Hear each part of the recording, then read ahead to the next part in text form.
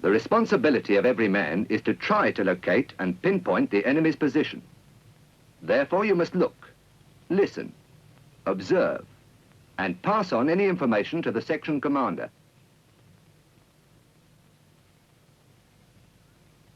The first step is a quick overall spot check in the areas that could be potentially the most dangerous to you. This area, for instance, is the likely spot. It offers a good field of fire to the enemy and provides him with effective cover and background. These sheep pens are also good cover to the enemy, and there's enough room for him to maneuver if things get hot. The edge of this wood, overlooking open ground. Again, there's good cover and suitable background for the enemy to merge into.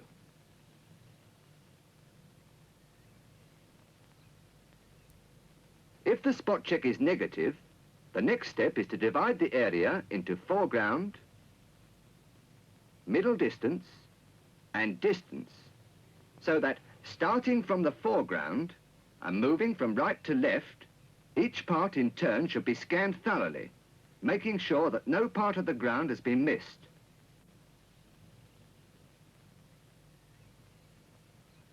The enemy are well hidden, but we know they're there, somewhere, and they're probably in a position to direct their fire effectively. So be alert, observe, watch every detail. Your life will depend on it. The sound of enemy gunfire will help to give you an approximate indication of his position. So concentrate on that and listen. Every weapon makes two sounds. The first sound you hear is the crack of the bullet as it passes overhead. The second sound, slightly later, is the thump of the weapon being fired. It's the second sound that's important in locating an enemy position. So, if you ignore the first crack and concentrate on the thump, it will give you an idea of the direction of the enemy. With experience, timing the interval between the crack and the thump will also give you an approximate range as well. Remember, the greater the range, the longer is the interval between the crack and the thump. The enemy's first mistake, a badly chosen firing position. He forgot to consider his background.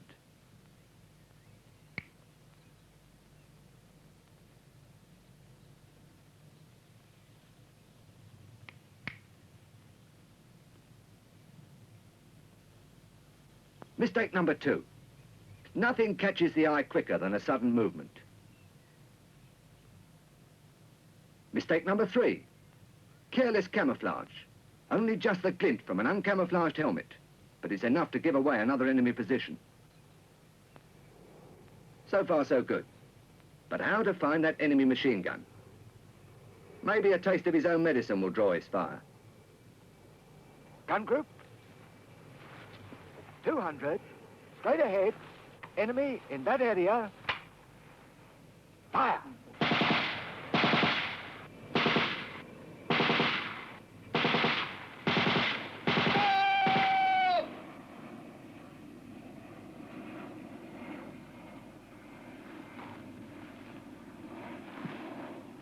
Well, that didn't work. So let's try something different.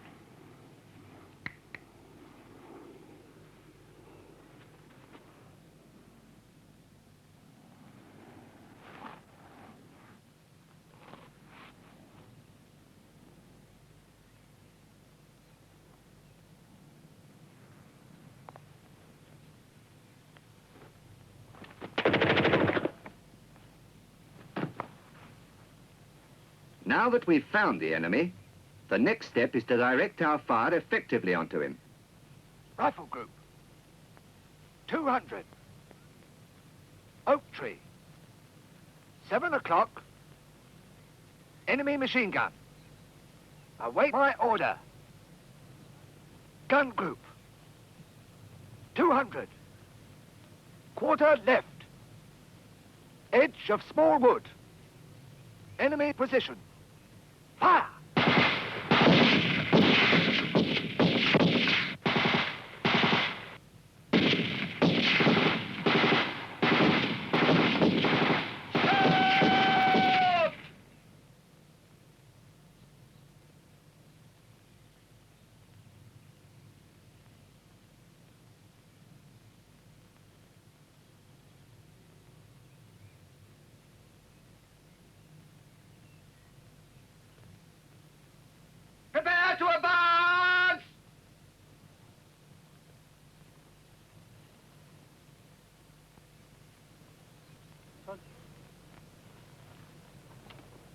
We have shown you how to go about finding an enemy who is skilled in the arts of camouflage and concealment.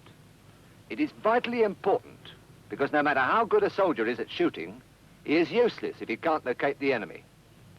We have shown you 4 things to look for which can give an enemy position away. First, bad choice of fire position. He forgot to check his background. Second, movement. Watch for any sudden movement. It's one of the most frequent mistakes. Third, careless camouflage. A glint from an uncamouflaged helmet.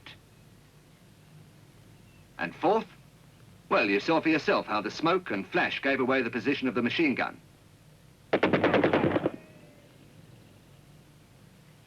When we found the enemy, our next step was to direct effective fire onto him. And that involved the ability to judge distances and to mark and indicate targets. An ability which only comes through a combination of good training and practice.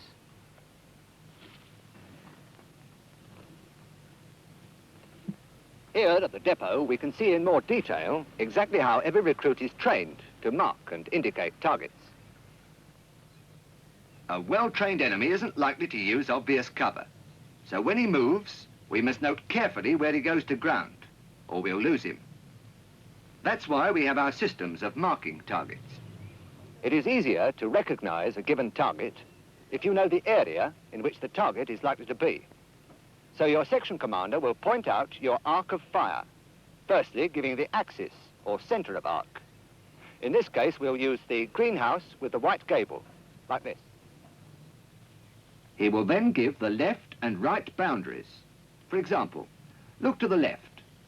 You will see a prominent concrete structure near the skyline. That is your left boundary. Now look to the right. You will see a small red and white house. That is your right boundary. He'll then point out prominent objects or reference points, giving each a name and the range to it, like this. 300, left of axis, small shed, bottom right corner. This will be known as shed, and remember the range, 300 meters. Now look right of axis, 200, lone bush. This will be known as bush, and the range, remember, 200 meters. Accurate judgment of distance is absolutely essential for recognizing and indicating targets. If the enemy does take cover behind a prominent object like this, he is easy to pinpoint.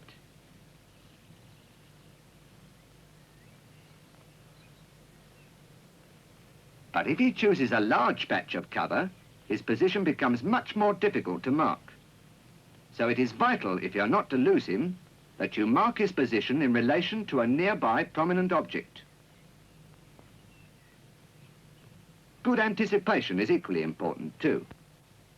If the enemy disappears into a fold in the ground, like this, you must be able to anticipate the point at which he is likely to break cover. In this instance, because there's no cover to the left, it seems logical that he'll follow the fold in the ground until he's near to the next piece of cover. If we're right, that's where he's likely to make a dash for it. And that's when your anticipation should pay off. Here's another example of intelligent anticipation. The gap between this hillock and the next piece of cover on the right is much wider than the gap at the other edge of the hillock.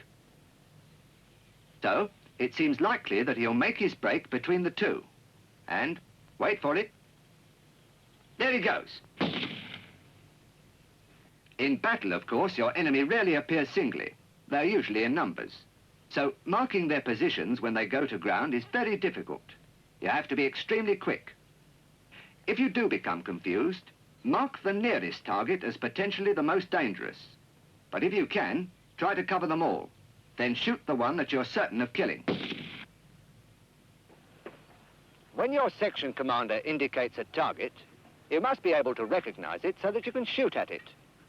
To make recognition easier, there are certain methods of indication that we normally use. The direct method is used to indicate obvious targets. and it is based on the arc of fire. Having visualized your arc of fire, you must visualize a number of lines that divide your field of fire into a number of sections. First, establish the axis. Then visualize other lines running left and right of the axis, like this. Then half left and half right, and 3/4 left and 3/4 right, a quarter left and a quarter right, and finally slightly left and slightly right.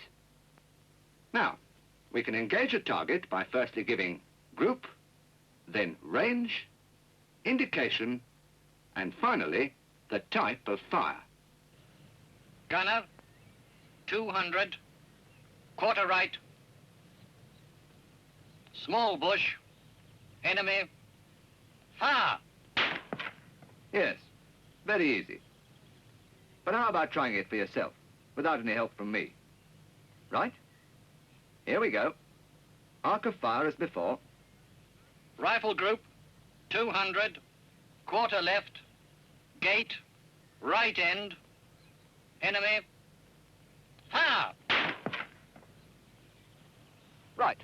Well, that's the direct method, and it's quite easy.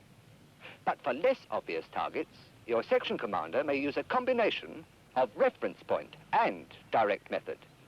You remember you're given reference points when you're given your arc of fire. In this case, your reference points are the small shed and the lone bush. Now, using the combined methods, your target will be given this time as follows. 200, lone bush, slightly left and below, fold in ground. Okay? Now try it on your own. 300, shed, slightly right and beyond, first lone bush. For indicating more difficult targets, we use a combination of the reference point and the clock ray method.